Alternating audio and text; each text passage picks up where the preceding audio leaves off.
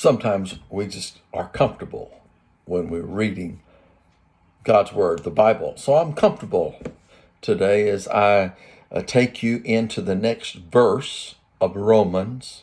It's an important verse because here is where Paul is really beginning to address the church at Rome and also to talk to us. I love this verse. It's verse number 16.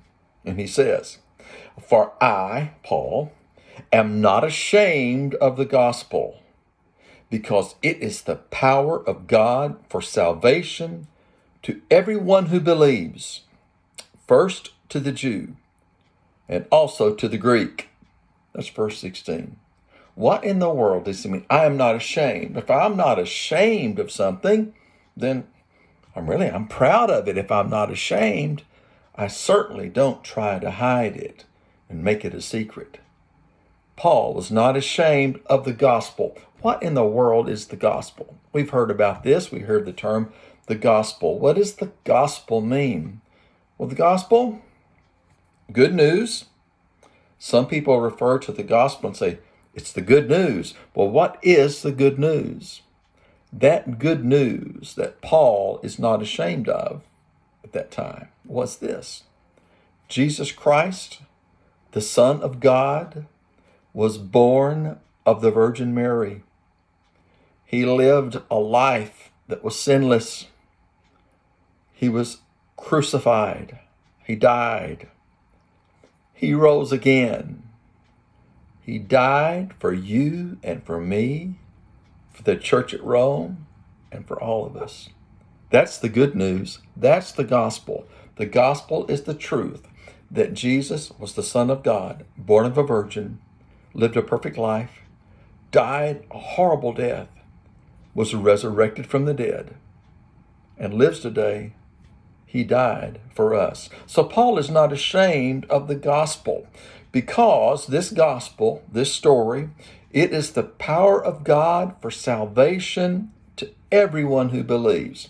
See, that truth that Jesus is who he says he was, this truth that Jesus came, that he died, that he was raised from the dead, that is all of the power of salvation to everyone who believes. If you believe it, there's power because of the gospel.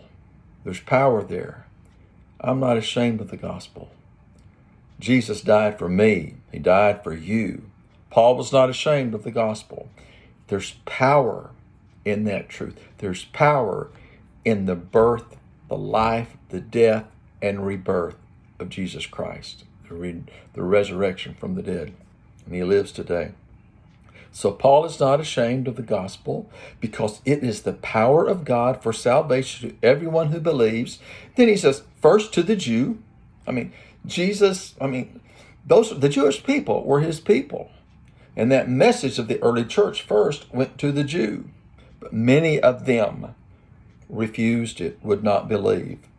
And also to the Greek, the non-Jew, to believers, every other believer, we call the Gentiles. So Paul is saying in verse 16, I'm not ashamed of this gospel. It's the power of salvation. First to the Jews, but also to you, to the rest of the world. Verse 17, for in it the righteousness of God is revealed from faith to faith, just as it is written, the righteous will live by faith.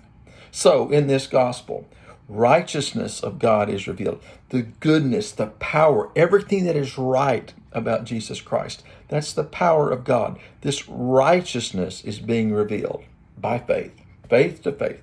My faith, I believe it by faith. I give it to you, and I pray that you accept it by faith. Paul believed by faith. He shared the gospel, believing that others would receive this gospel by faith. And it's written, the righteous will live by faith. So verse 16 and 17, the righteous will live by faith.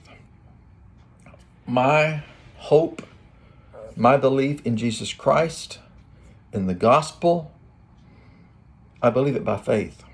I've experienced it by faith. His love, His forgiveness. And many of you have also.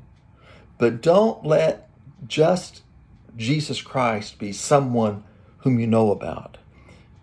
Know Him by faith. Accept Him. This gospel was for the church in Rome.